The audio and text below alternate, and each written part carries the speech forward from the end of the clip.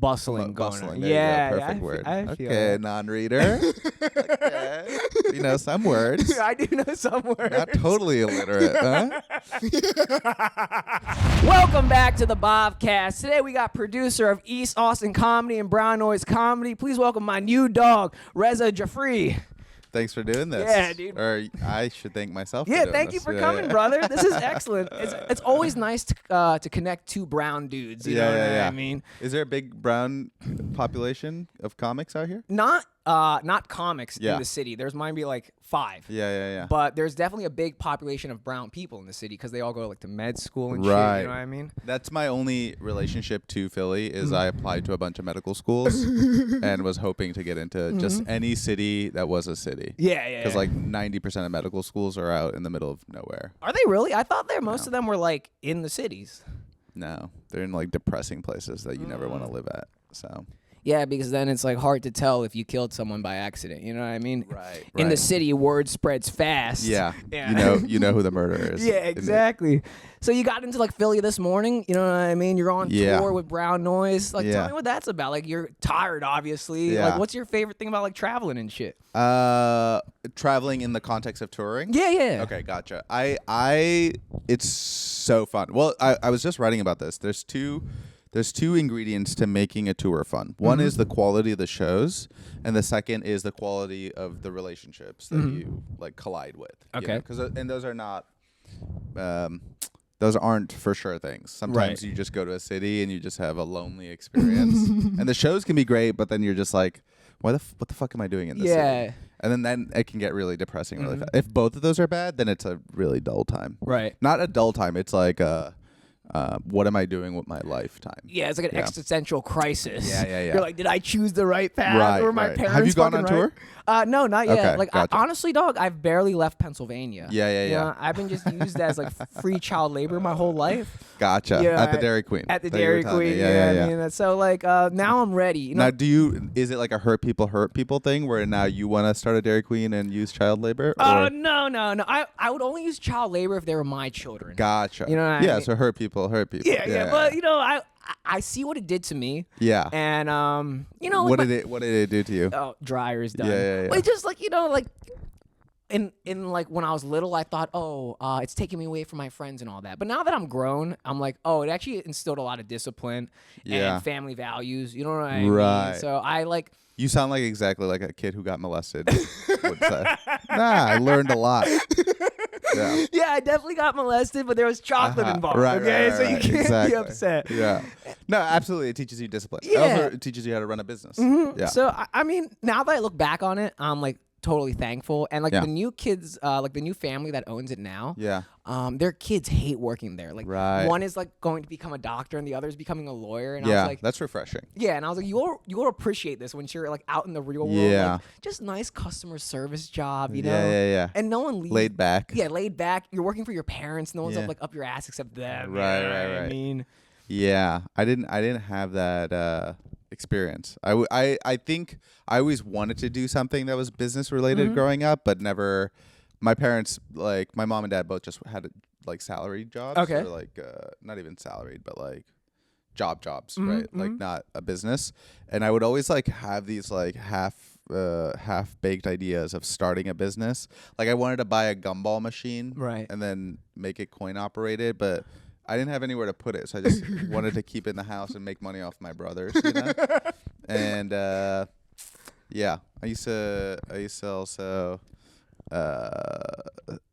well, one of them is illegal, so I won't say it, but like I used to do like half baked stuff to make money. a little so. entrepreneur. Yeah. Where'd you grow up and all that jazz? I grew up outside of Chicago. I was born in Houston, Texas, but I moved when I was like 1 or 2 years old to the suburbs of Chicago, and I lived there my whole life until college. Then I lived in Chicago proper for about a decade, but I was like moving around a lot. So. What is Chicago? Actually, like I said, I never really been out of the city. Like, what is like Chicago like compared to Philadelphia? Philly? Yeah. I don't know enough about Philly to give you a real authentic comparison between the two cities. But what I can do is describe Chicago, which is give me that. my favorite description of Chicago has been that it's like if New York City and San Francisco had a kid. So it feels like a city proper, which most cities in America don't feel like proper cities. They feel like suburban sprawl. So it has that advantage, which is nice. It has like a proper transit system, which connects the city. I think that's like the skeleton of a city is if it has good transit. That makes sense. Yeah, I think does where are we? Philly. You're on tour so much you don't know. Yeah, Philly has like I think an all right transit system, but I don't really use it too much. I got an Indigo bike membership. Okay. And which is like a city bike. Love it. And I fucking love it. Love bicycles. Yeah. But like, so Chicago has that great biking infrastructure as well. It has like really good neighborhoods, and what I mean by that is that like, they're distinct. So like Chicago's one of the most segregated cities in the country. Okay, which is like both can be negative, but also is quite positive in the sense of maintaining senses of culture in different neighborhoods. Right. So there's like a really distinct Chinatown, obviously, but also Pilsen is like the Mexican town. There's like Little Italy. There's a Greek area. There's Ukrainian Village. There's I love that. Little India, and then all the south part is black, and it's you get to immerse yourself in different neighborhoods. I love that. And do all the little neighborhoods have like different comedy scenes as well for you to go to or not? I would say the comedy scene is essentially two parts to it. Well, I would say three parts, and then two of them are connected.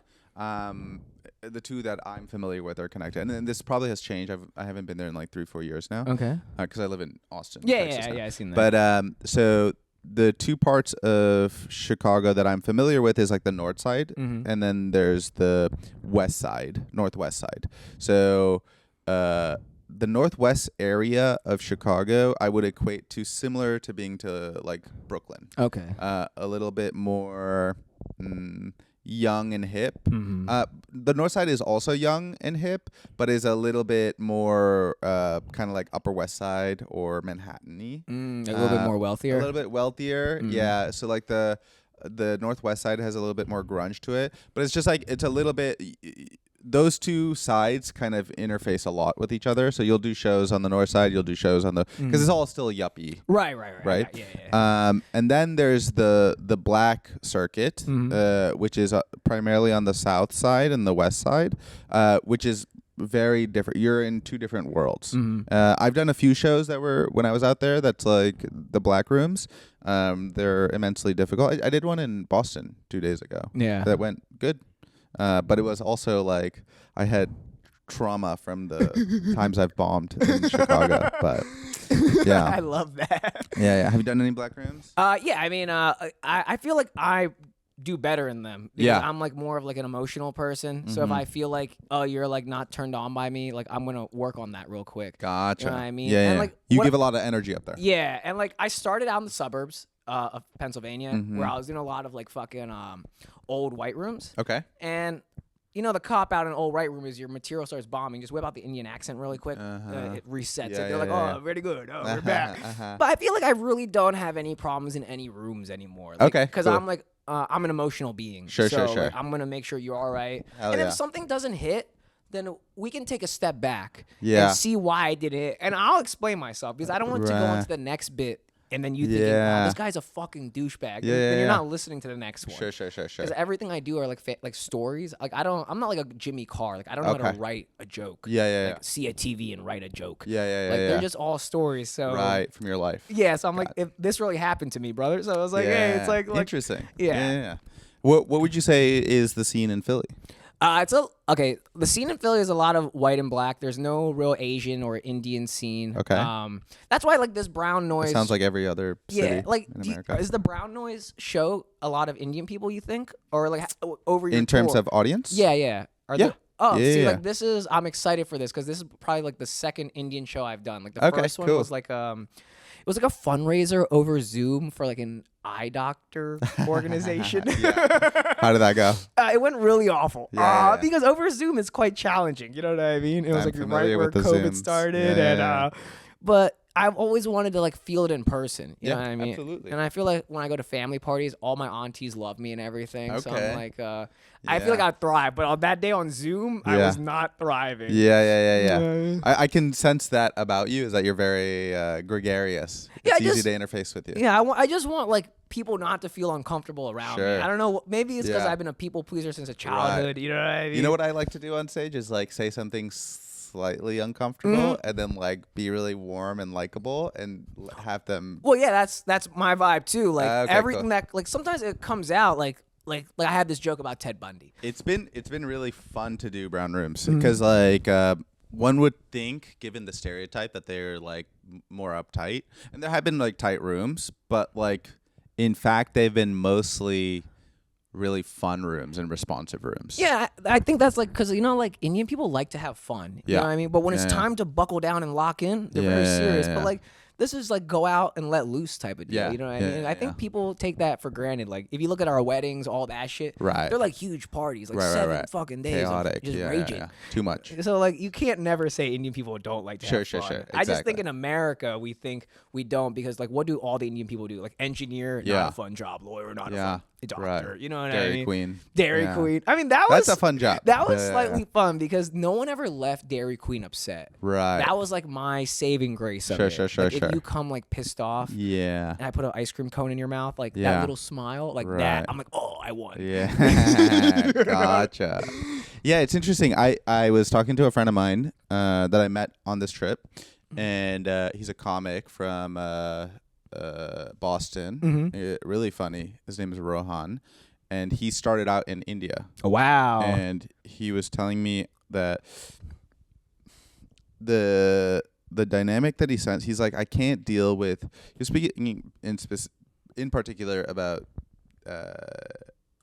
American raised Desi girls, but I think he said that it was true about Desi guys as well, which is their confusion about who they are. This ABCD concept is like very true. It's like, are you white? Are you American? You're like overcompensating for not like you don't want to come off as Indian, and so you over correct in a way that's like uncomfortable, and it's so true. Yeah. I think I've recently just found like after 30, I was like, like you're Indian, bro. Yeah. So like start embracing all things Indian because every other culture like they like Indian shit, and then here I am running to all their shit when it's like really stuff I don't like care about. You know what I mean? Like I grew up whitewashed for sure. Right. And then when I came to Philly, I bought a couple of Jordans. Yeah. You know what I mean? I was like, I gotta overcorrected the other way. Exactly. But then I'm like, even like black culture and white culture all adopt Indian culture shit. So I'm like, maybe Indian culture is actually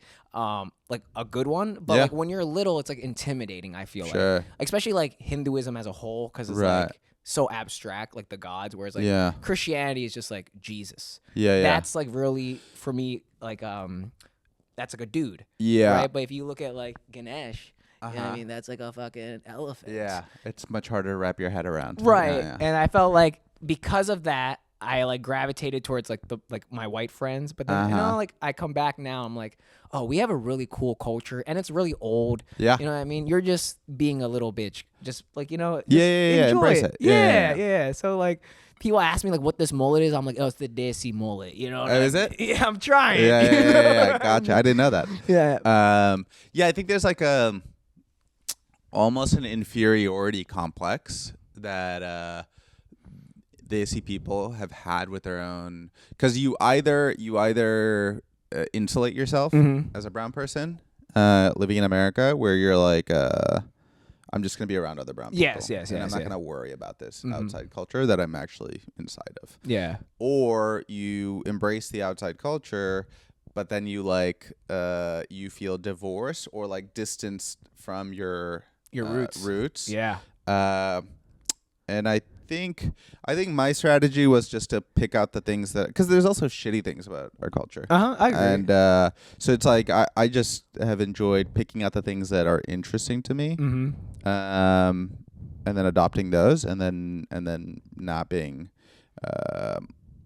just discarding the ones that I don't. No, yeah, I agree. Like when I was little, a lot of the Indian kids like shunned me, so that's why I gravitated towards like white culture. Why do they shun you?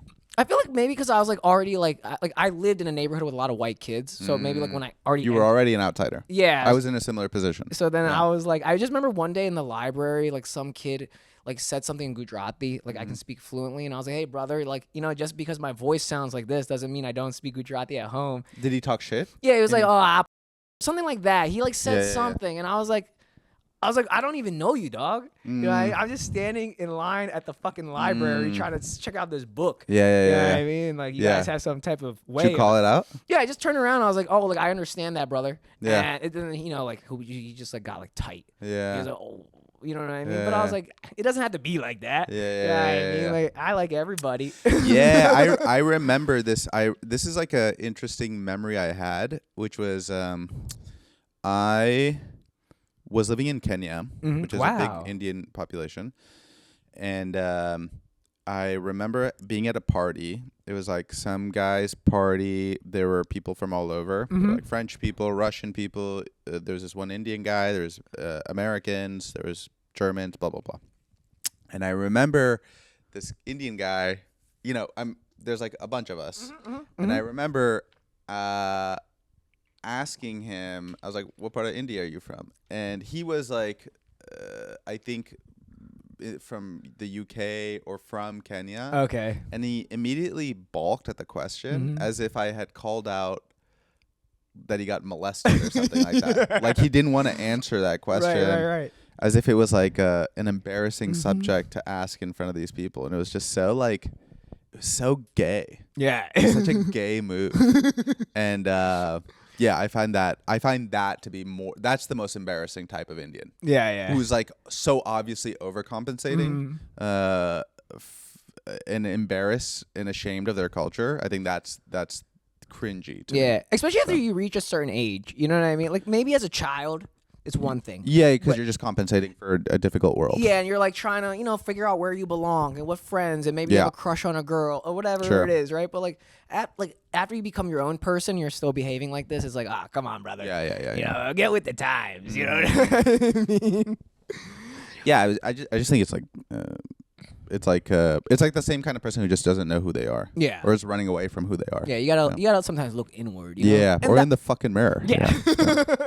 But even that sometimes is like looking out still. You know what I mean? Like, what do you mean? Like, okay, when I took this class at Penn State, it was like world religions, right? And every religion basically has you look like out to the stars for answers, except Hindu and like Buddhism. I would say Buddhism more is like looks inward, right? You got to break this like 12 link chain for your, you know what I mean? And then like, so I think like to look inward, you can't even look in the mirror. Like you have to like sit down, close your eyes, and look inward. Right. I mean, like, I see what you mean. Still, when you look in the mirror, like you just see a reflection.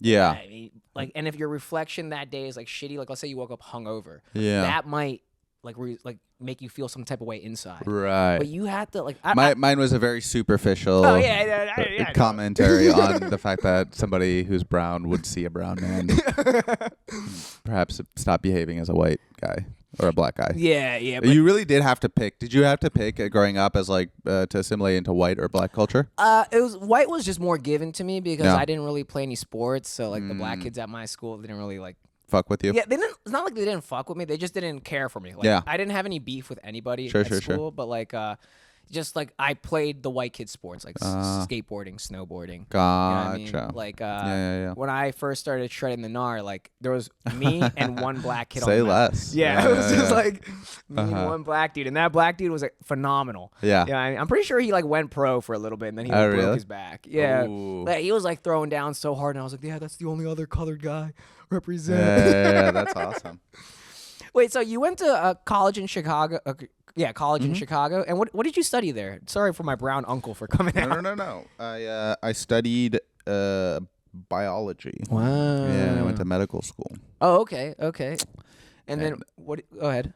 Yeah, I was gonna say I dropped out of medical school 6 weeks after starting medical school, and then went into software because I wanted to travel. I just like traveled a bunch. And was kind of struck by it, and so I was like, okay, what job would facilitate me traveling everywhere? And the most remote jobs are all software jobs. So I went into programming. I did that for several years, and then I was unhappy in that, and then I chose art. Love that. Like, I think like when I went to school for like engineering, the one thing I was not going to do was anything in software, because I don't think my personality and software is like, they don't go hand in hand. Because of the fact that you're so divorced from human contact. Yeah. Like I have That's what I hated about it. Yeah, too. and like when you want to like, you write a code and then you have to find where the code is broken a little bit or whatever that word is. Bugs. Yeah, the bugs. It is so soul draining to what I like about software is the solving of puzzles. Right. That's really enjoyable, but I don't like the maintenance of like going through code to figure out where something's not quite right or developing a button for the 5th millionth time in a row. Yeah. That stuff is all really dull and boring to me. Yeah, that sucked the soul out of my life, and I was like, I got a D in comp sci. I was like, luckily, that's all I needed for my degree. Okay. I was like, I'm not fucking taking this again, That's fair.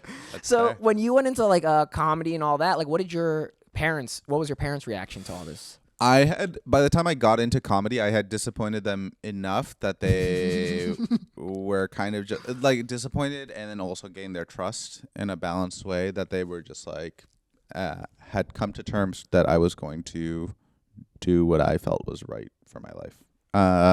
So what I mean by that is that I went to medical school. So I got into medical school. I was teaching the MCAT, and then I dropped out of medical school, and that was devastating to both of them.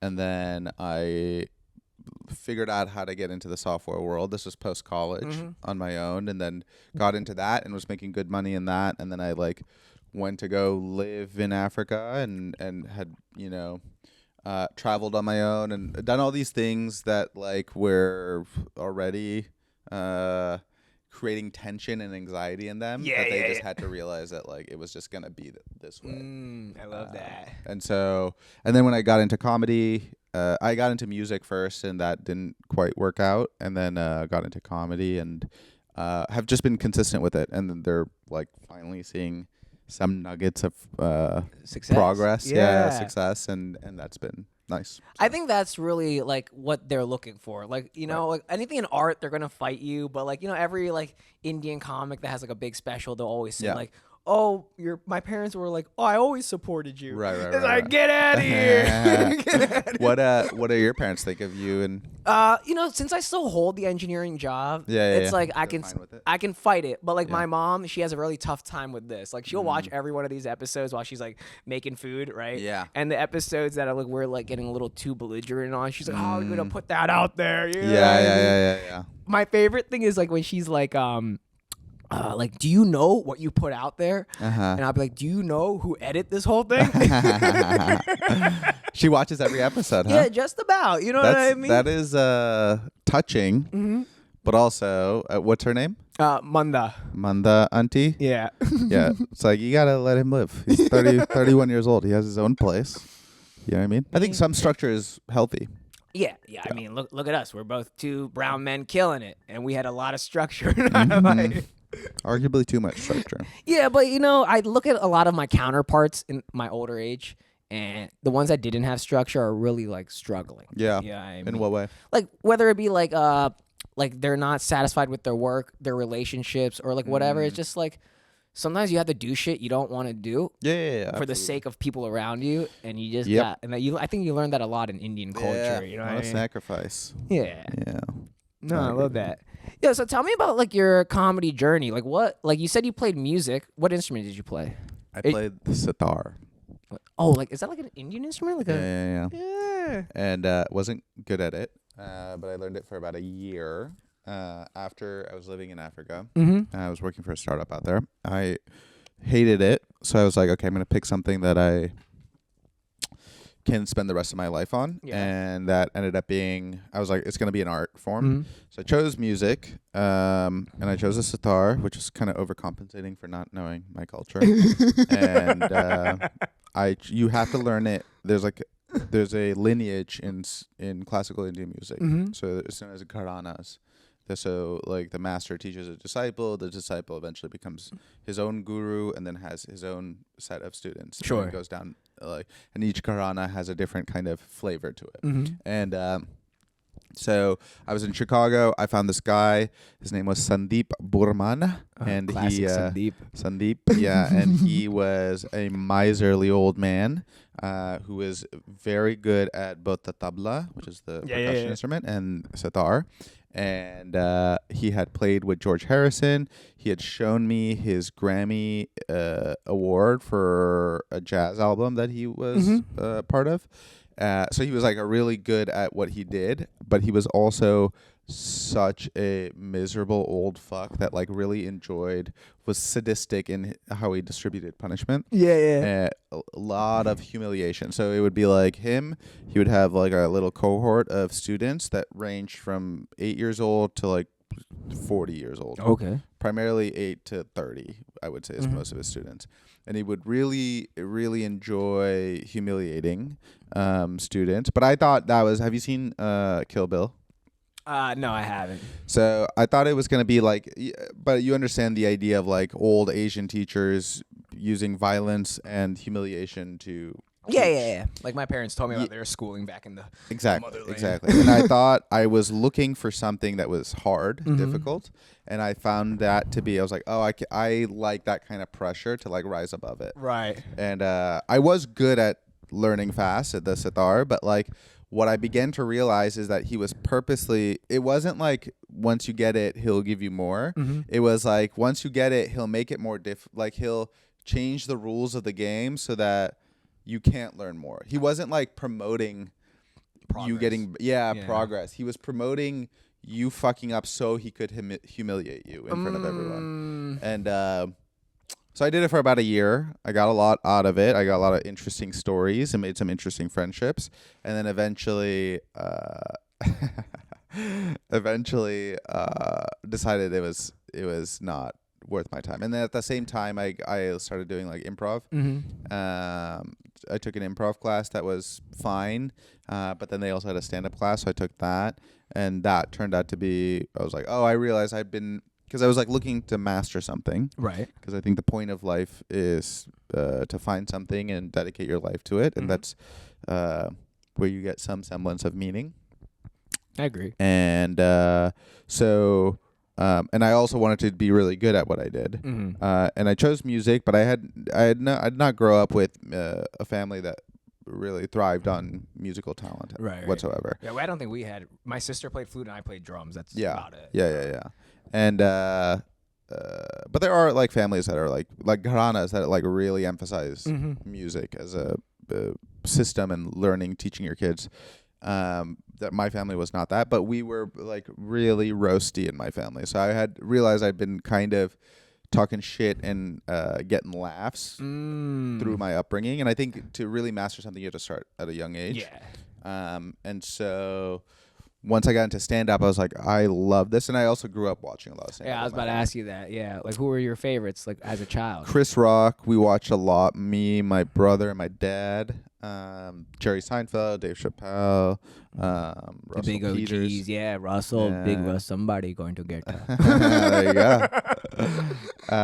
And then, so those were very influential. I just remember burning CDs with, instead of music, it would just be like MP3s of Jerry and Chappelle, and then we would go to the mosque and we'd sneak into the car, and me and my friends would listen to those tracks. They were great. So like... And then I started like late. I started 28 years old. Oh, okay. Stand up. So yeah, I think I started maybe right out of college, maybe a year out. So maybe I don't know what age is that. What 23, 24. Yeah. You know what I mean? But like it was something I started because I did a show back in high school. It was like called Mr. North Penn. It was like a male beauty talent, whatever, for raise money for whatever. Sure. And my talent was like stand up, but my talent low key was I didn't have a talent. So I kind of like had all the contestants written on my hand, and I went out there and kind of roasted them, which is I'm not good at roasting. Yeah. But it was like that whole live performance, and once I got like the first joke out, I understood like crowd rolling. You know what I mean? Like I actually for 10 minutes had the crowd rolling, and none of it was like that great. Right. But like, you had the energy. Yeah, and it was just like I was like, so then I kind of when I was like in upstate New York with this like first engineering job, I was like, when was I last really happy, like doing something and sober? That's the big one.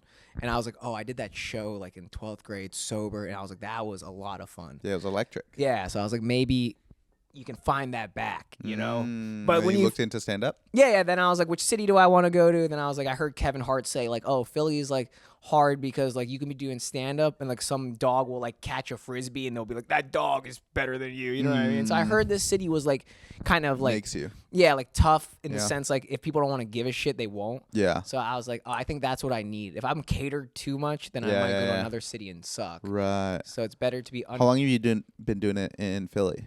Since I started, like 5 to 6 years. Oh, cool. Maybe like the first year I was in the burbs, but it's like still like close enough to the city where it's like resembles kind of the same type of people. Right. You know what I mean? Gotcha. Interesting. I've done like maybe 1 or 2 mics up in New York. Yeah. Which they all went fine, but like sometimes it's like, do I want to go to New York when there's still a plethora of scene I have untapped I think here? you should. You know what I mean? No. I think you should go. Oh, you think you should go everywhere? Yeah. Well, that's like, well, I'm like now I'm like trying to get like a remote job, and like I want to do that. You know what I mean? Like, are you not allowed to be remote for shipbuilding? I guess that makes sense. Yeah, I'm like more of an industrial engineer and like project planner, so it's kind of like you have to be there when shit hits the fan. Right. You got to see things. You know what I mean? That makes sense. Yeah, I think traveling and doing comedy is like you learn so much. You learn so much and you get to like feel the different vibes of people. You know what I mean? And that's what I think I need. Like sometimes I do like shows out in Jersey and I'm like, oh, these people are like so much different and so close to home. How are they different? They're just like they're like ready to play. You know what I mean? Like they're ready to have a good time. What's Philly like? They're like skeptical or like they're like let me hear what you got. You know what I mean? They're not like giving it to you at like face value. They're like, no, I might need 1 or 2. Come on. But like I maybe of the show tonight, because this is like something like you've created, like curated over a while, maybe they're just already eased. You know what I mean? Yeah.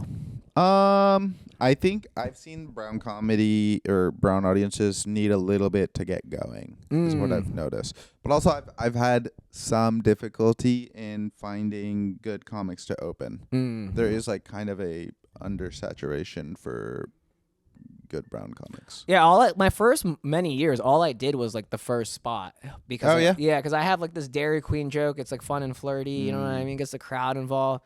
But then I was like, I'd go to these late night open mics, and I was like, this shit is not working here. So that's like when I like started to get like more like dirtier humor in there. You know what I mean? I was like, if you're doing a spot at 1 a.m. at Raven Lounge, which is a bar right here, like, and it's all like young drunk kids. They're horny. You know, you better fucking start whipping out some horny relationship shit. Right. And that's when I started to realize, like, oh, okay, this is like, you have to have the full blend. Sure. You know what I mean? Like, you gotta have like nice material and like really bad material. Yeah. Right. And if it all is funny though, then no one is upset. Right. You know, exactly. Like, that's interesting. Yeah. So like, I don't know. I think like also. What are you working on right now in comedy? Let's see. What's over there? Not a joke specifically. I mean like concept wise. For like a project? Like what is something that within your skill set is a weakness or something you want to get better at? Oh, like on stage. Yeah. I feel like since I'm like a big mover, I want to like stand still and plan my movements. You know what I mean? Like act like be structured, and when you have like a really like a charismatic thing, then move and then reset yourself. But I don't have that. So like, plan it out. A little bit more of that, and like I always say I have like face vomit. Like you know, people be taking pictures and they'd be like, was I making that face? So I want to like be like a little bit conscious of what my face is doing. You know what I mean? It's like all in the physical I have problems with. Interesting. That's interesting. Because I feel like the jokes, you just have to keep doing them, especially with storytelling. Like you just have to like figure out like where are the funny parts to the people. Sure. Because what's funny to you sometimes is not what's funny to them. So that's just like a data thing. You know, just keep getting data. But like your presence is like kind of like, that's what I'm trying to work on. Be more consistent. Like my presence is good, but like sometimes, you know, I'll shift my like hip. To the outside. I'm like, no, you want to stand square. I think that establishes like a good strong strength. Yeah. So like some of that I'm working on. Gotcha. Yeah. Interesting. And not like being a like, I feel like when comics like maybe like start like swaying back and forth, it gives off this idea like, are they thinking? You know what I mean? I want to seem like you know where you're going. Where I'm going. This is all just straight. You know what I mean? Like interesting. Yeah. I mean, even though it's like all straightforward, I just feel like sometimes, but this is just, you know, like when you're watching that third person like of yourself, you're like, you should be doing this, you should be doing that. But like then you watch the video back and like the whole crowd is laughing, you're like, well, maybe you're being a little too hard on yourself. Yeah, it's good to be hard on yourself, I think. Yeah, I mean, that's all we know, right? It's like, just be hard on Is that your comedy right there? Yeah, these are just some things I'm working on, you know? And you can see the first line is emotion and energy. I think if you, like, I forget who said it, but maybe it was Cat Williams or Bernie Mac or someone like that. They were like, when they do comedy, they're looking at pockets of energy. And the pocket of energy that's, like, low, like, if these are all high, like, get that one up. You know what I mean? Because if you don't ever work on this one, it just will continue to go down. Oh, so, wow. Yeah, and then I think comedy is a big emotional manipulation game. Yeah, it's hypnosis. Yeah, so it's like, I'm like, you know, work on those two things. You know, like when you go on stage, like one thing I would try to do is like, because I'm a smiler, like try to smile on your way up, because that's what you are. Yeah. That's your brand, good times. You know what I mean? So like, don't come up there like, yeah. You know, that's not who you are. Maybe there's a bit that you can do that. But up front, like, be warm and welcoming. You know, flirt with them a little bit. Yeah. So these are things I'm trying to. That's fascinating. Yeah. How about yourself? That's a very interesting question. What am I working on? Yeah. Right now, specifically, well, there's things I'm working on, and then things that I'd like to be working on that I don't have the feedback loop right now to work on, but. Right now, what I'm working on is getting a sense of when I do these longer sets, right, to kind of have more cohesiveness across the different jokes. Because right now it feels a little disparate. I'm talking about this, then I'm talking about flying, then I'm talking about Thai food, then I'm talking about... So it's like it kind of runs in a way that's not incoherent, but isn't... There's no through line to the story. But they're not stories. They're just like ideas about various things in life. But I need to create some sort of movement through it, because it creates a connective tissue that people can ride. Yeah, and I feel like sometimes with that and like storytelling, like I want to like try to figure out how like get more callbacks in there too. You know what I mean? That helps, absolutely. Yeah. But also just creating some sort of movement. Like I'm going from here to there. Why did I go there? I moved from Chicago to Austin, like, and then talk about Austin, right? You know, rather than just like I'm living there now, and then kind of, it feels abrupt. Yeah, so. I feel like we are like trying to paint a picture. You know what I mean? Like all the things that your fucking 5th grade English teacher told you, like that's what you're working on. That's what we're doing. You know, like imagery and all that jazz. Right. You know what I mean? Absolutely. I like those parts. I'm just saying the narrative parts. That is what I feel like I'm lacking right now in my longer sets, especially. Right. The other thing is that I want to work on is more characters and more creating rhythm with my tonality. Would you say like you're more monotone the whole time or nah? I'm not monotone. I play with the audience. I get them. I'm mean a little bit, but I'm nice. I'm likable. And so that dynamic is always there. Like I'm like kind of play fighting with the audience a little bit, which is a fun dynamic. You're like flirting mean with them, you know what I mean? A little bit. Yeah. And then but so there is, I'm not monotone, but I think creating a bigger crescendo with like a rhythm, and then a punchline. Yes. Is fun, and I want to experiment with it. Is mostly what it is. Okay, I feel that. I've been exposed to a lot of, one of the benefits of doing this tour has been just exposed to lots of different, I was like living in New York for about a month, and just seeing a lot of different types of comics, and then being like, I want to try that, I want to try this, and like see what I can incorporate. But the thing is, when you're out in places like New York, or even like on this tour, I'm not getting a lot of high repetition the way I would in Austin, where I could do like 2 or 3 shows a night, right? Like 10 to 15 minutes, and so I'm like kind of just cataloging all the things I want to work on. I have a newfound appreciation for how much stage time I get in Austin. Right. So when I get back there, I'm going to take these ideas or these skill sets and then start just working on them, running them through. I heard a lot of shows in Austin, like the open mics are just like 1 minute. Is that true?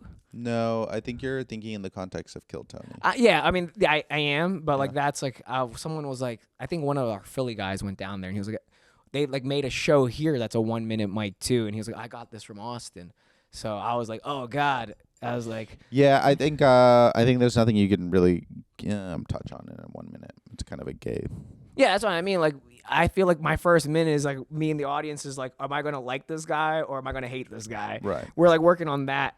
There's people who can thrive in 1 minute. That's great. I know I can land a few jokes within the context of 1 minute, but it's just not. I don't think that's fun, and I think it's more a byproduct of Kill Tony's fame, which I think is like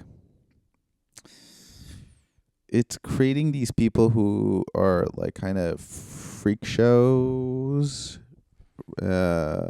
which is fine. I don't care. I don't want to talk shit, but like it just like it's not the type of comedy I like to watch. It's like a much shorter, tight. Like I've always imagined like, all right, if I do Kill Tony, it's going to be like these jokes, but it's like not my bread and butter. Yeah. You know what I mean? Not like anything about the Dairy Queen or my relationship. It's going to just be like, oh, I'm really pumped to hear this Dairy Queen. Yeah, dude. It's like I do it with crowd work too. I make the whole audience racist. You know what I mean? It's a good time. Really titillating me over here. Yeah. No, we're going to have fun. I'm excited. Cool. So, tell me about your writing process, because I fucking suck at writing, and I like when I started comedy, I started like writing in PowerPoint. You know, each slide is a fucking bit. Then I was like, I went to Excel. Then I went to Word. Now I don't know where the cork board is. There used to be a cork board somewhere, and now I'm like, oh, the whiteboard. And now I have like fucking note cards, and I just You just keep experimenting. Yeah, I just have. That's good. You should experiment. I have multiple ways I write. Yeah, so let me give me some feedback. The most well, I wouldn't give anyone else feedback on their writing process because I know so many funny people who have different strategies. Right. So everyone has their own, and it doesn't translate. Like I have a friend who's insanely funny, and he's just like, I can't write. Like I don't sit down and write. I like play basketball, and as funny things come up, I like will jot down just the beats to it, right, and then just try it on stage. Right, and he just can't get himself to write. I like to write. I like to write generally. So I like a lot of times I'm writing. It's not funny. It's just ideas. And then when I write funny, I haven't been good while I've been traveling. It's been actually pretty horrific. I haven't been writing a lot, but like I will set a timer for anywhere from 30 to 40 minutes and just write. And I don't do like a blank page. I have primers of like things that I found funny. So like for example, I have this idea of like that I was riffing with a buddy of mine. It was like there's people in like Boston and also in Chicago and I'm sure Philly, the type of people who are like no, this is the city I'll die in. I love this city. And they're like vehemently anti being anywhere else in a way that's like pathetic. But they're very proud of it. Yeah. And it's like they don't realize how stupid they look. And that's like a funny character. There's something funny there. Yeah. So like that's an idea that now I would want to write about for 30, 40 minutes. I see what you're saying. Most of it will be trash, but like some of it could be potential. Like if it keeps making me laugh, then I would extract that from all the trash and then see if I can work it online. Yeah, I did see on your Instagram you're like a big writer, and like you actually write poetry a little bit too. Where did I say that? Did I say that somewhere? No, I just was like I went real deep. You know what I mean? Back then. Yeah. Yeah, I write. I love writing. I've like kind of hidden the more sentimental stuff because it's ripe for getting roasted. You do a lot of roast battles? No. Oh, okay. Just with friends. I feel that. But I mean, it is who I am, so I can't not do it. But like, I don't post about it as much. But like, yeah, I mean, yeah, I love writing. It's just fun. I love reading a lot too. So yeah, I'm not much of a reader because college scarred me. You know what I mean? Like, well, that's bad reading. Yeah. The one quote I'll say that I really love that is a little pretentious, but like I like it a lot, which is that like people who don't read are indistinguishable from people who can't read.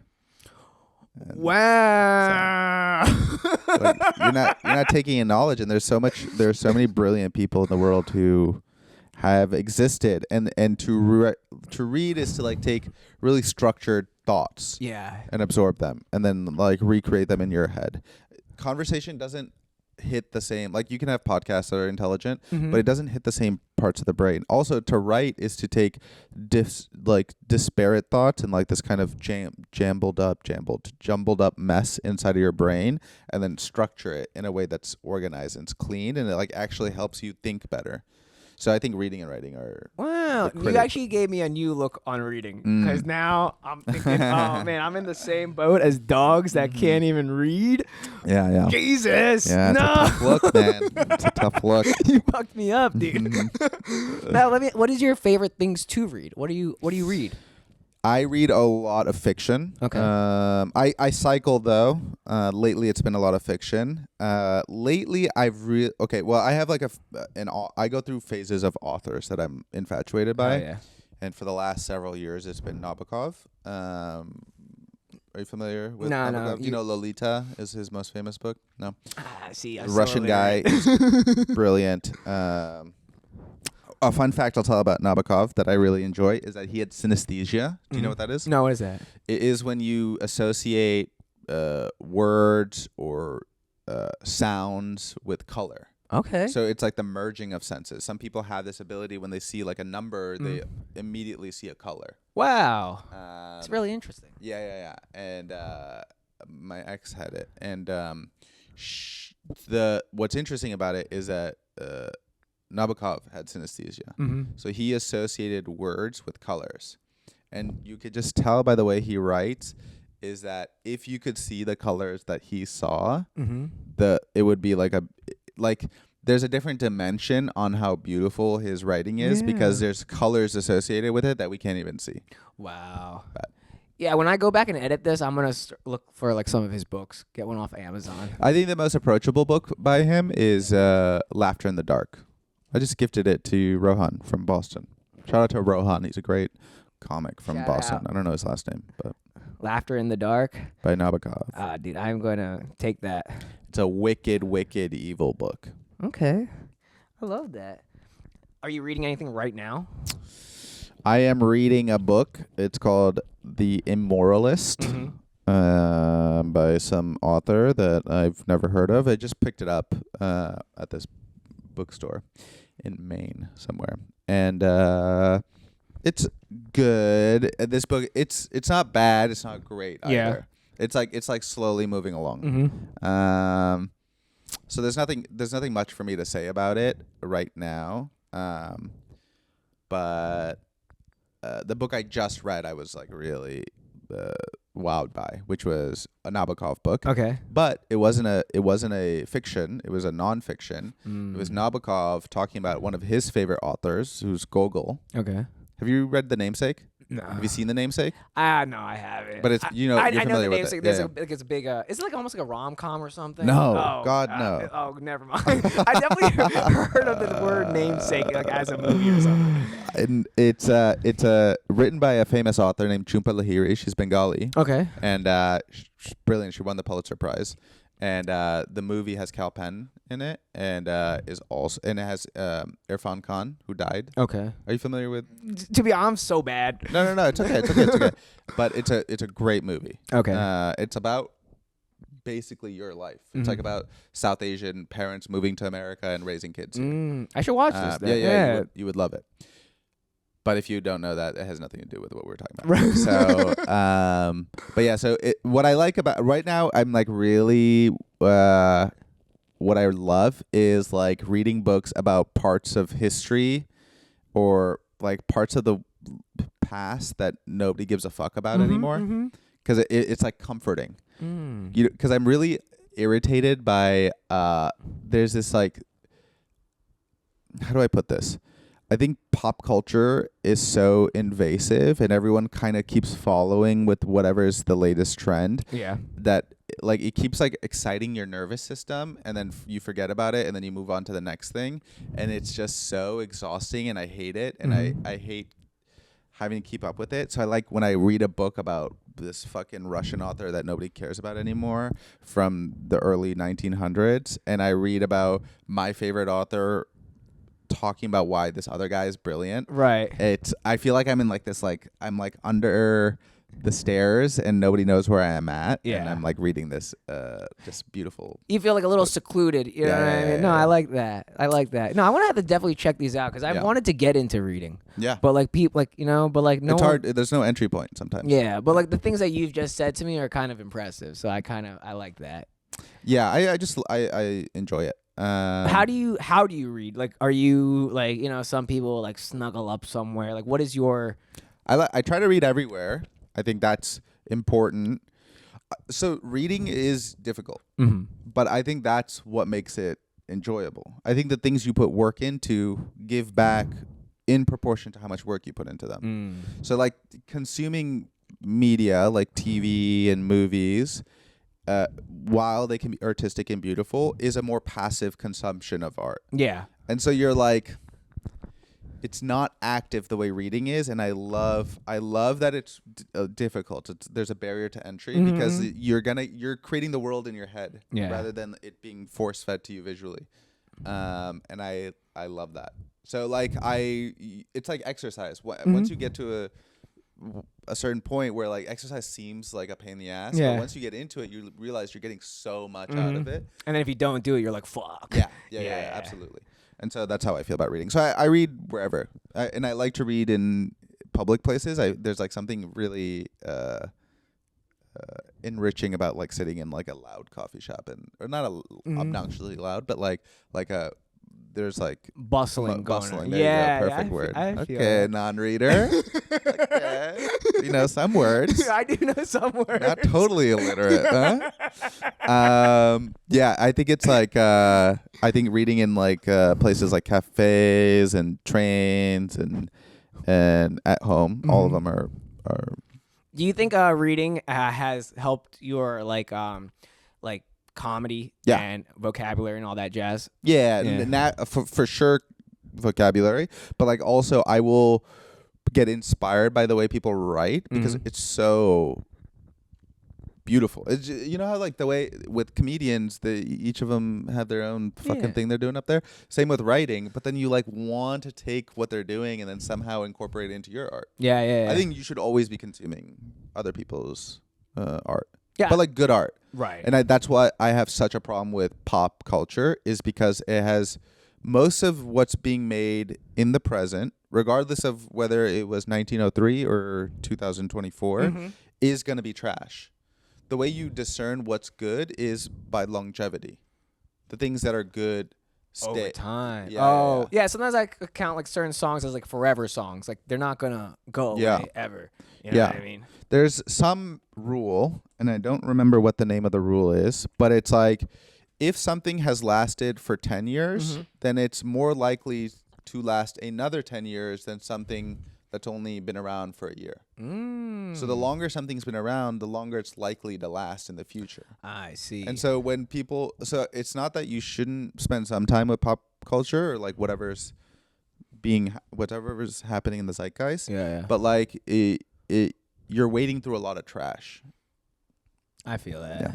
Anyways, I sometimes I'm a pretentious cunt and I need to. Nah, dude. I mean, I think like that's like with any type of like art or like like any type of thing you can consume. There's so much in 2024 that you kind of have to like fiddle through the trash. Even like podcasts, like you know what I mean? Like there's a lot of like I'd say the Bhavcast is not like clickbaity. I'm not here to catch you on certain emotions. I'm not like here to make like woman versus man podcasts. You know what I mean? Like this podcast like per se is like boring because we're not trying to trigger anybody. You know what I mean? But like there's a lot of podcasts that come up in my TikTok that's like the Whatever podcast or the Fresh and Fit podcast. These people are just trying to like hurt people's feelings and like get people I'm not about that. You know what I mean? So I'd rather take like the slow route and build something that's more authentic to everyone that's been on than like like have like a lady here and be like, oh, like why don't you clean, or like something like that. You know what I mean? Like I don't need that in my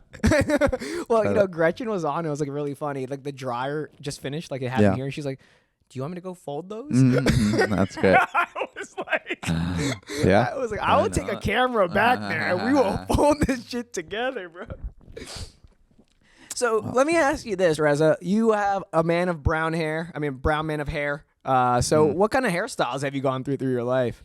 I was going through, because, like, I appreciate that because I'm a man of hair. Sure. You are a man of hair. I saw a lot of, like, long hair, short hair. I used to have, when I was living in Africa, and prior to that, I went through a pretty robust hippie phase. If what I've said in the last 30 minutes was not obnoxious, I was way more obnoxious. This is like me toned down. being bitching about the world. But like back then I was much worse. I had hair down to probably my waist is how long it got to its maximum height. And then I went to medical school and I dropped out. And one of the conditions of dropping, well, I had already dropped out. But like my parents were like they didn't want to talk to me. So I was like, so when I dropped out of medical school, I didn't tell my parents. I went to go stay with the girl I was seeing before I had started school, but I had broken up with her because I left the city. I left Chicago. The context is I was dating this girl. Then I went to go backpack through South America. Then I went to go live in Boston to teach. And then I went to medical school. So I was just going to be gone from Chicago. Right. So I broke up with her. But I had also cheated. And, you dog. And so I when I flew back, I was staying at her place for all of 2 days, trying to learn programming, right? Because I quit medical school. And she had read through my journal, discovering what had transpired, and then taking all my luggage because I was, on the run. Yeah. She threw it outside. And so all my shit was outside of her house. And then I had to catch a bus in the middle of the night from Chicago to U of I, University of Illinois, which is where my brother was living. And then so I stayed with my brother at his apartment. He was going to school, and I had no idea what was happening. Wow. And it was like pure freedom, but like so scary. Yeah. Also like I have to figure it out right now. Yeah. And then which is a great place to be. When everything is like, when your back is against the wall is like such a good place to be. Yeah, because then you're coming out swinging. Yeah, you figure it out. You trust yourself. I think the worst place to be is like when you're kind of comfortable and you're lazy. So anyway, so then so my brother, I have two brothers. Okay. The older brother is serving as a liaison between my parents, who are furious that they've caught wind. Something's happening. Raza doesn't seem to be at medical school anymore. And so then they're very angry. My older brother's trying to figure out so that there's no family disruption almost. Yeah. I forget what the name, estrangement. Okay. And so he's like, you go to them, I'll like back you up, but like you have to cut your hair as a way of like, hey, I'm gonna. Yeah, because they probably didn't fuck with it. You know what I mean? Yeah. So I cut my hair, and then it grew out again. And now I'm like kind of balding. Yeah. So you almost had a mullet for a little bit. I saw. Have a mullet. Yeah. I was like, all right. Just trying stuff. It's fun to experiment, you know. I mean, like now what's going on with you? What is this? This haircut? Is just after I went through that breakup, I was like, let me fucking try something. Yeah, you know what I mean? And I heard like I have hair, so let me use it until it goes. Right. You know what I mean? So is it going for you? I don't think so. Okay. So might as well. But I always rock like the buzz cut. Like I actually hate having long hair. Oh yeah. You know what I mean? Like after I get out of the shower, I have to wear a hat for a little bit to fucking incubate it. Oh wow. Yeah. So it's like, why not like that? Well, the problem is like it all poofs. Like I have really straight hair. Like you have a little bit of curl. So like as soon as it comes out of the shower, it just afros. So I can't just like fucking, you know what I mean? But especially like right here, you know that movie with Alfalfa or whatever. Yeah. Oh, it goes like that. Yeah, just right back here. You know, I got like a fucking satellite. I see. Yeah. Well, back on that journal thing, I tried to journal once as a child. Okay. And I remember it was in 5th grade. I wrote about this girl, Alex. I just had my first kiss. I put in that journal. And then my mom found the journal. She's like, who the fuck is Alex? And you're kissing somebody? And that was the end of journaling for me. Really? That's trauma. So that's why you don't write your jokes out anymore. That's why you keep them in a PowerPoint. All right, Reza. I think we got some comedy to go do. You know what I mean? Hell yeah. Tell the people where to find you, and I'll put all your information under you. Yeah, you can find me on Instagram. It's Raza Razadots.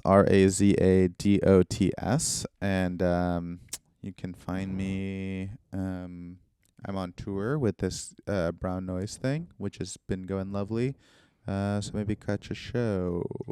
Hell yeah, and I'll put the rest of your dates up here too. Okay, this will be out in a week. Hell yeah. Thanks for coming through, brother. This was awesome, dude. Yeah. Yeah, hell yeah.